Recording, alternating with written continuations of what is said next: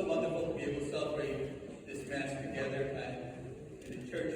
This full as we recognize the wonderful gift that adoration has been not just for us here at Whitman, but all the communities around. People come from many of the local towns to be able to spend time in prayer and adoration. Many of them have become regular adorers, and we're so grateful to everyone who does that, and anyone who feels called to it.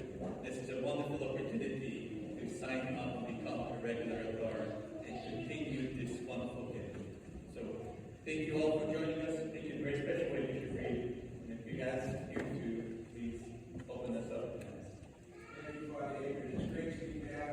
It's good that all of us are here today. And so, brothers and sisters, let us acknowledge our sins and so prepare ourselves to celebrate again the Savior. You were sent to heal the contrite heart. Lord, have mercy. Lord, have mercy. You came to call sinners.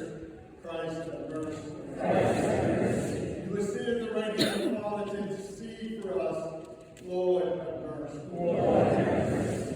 May Almighty God have mercy on us, forgive us our sins, and bring us to everlasting life. Amen. Let us pray.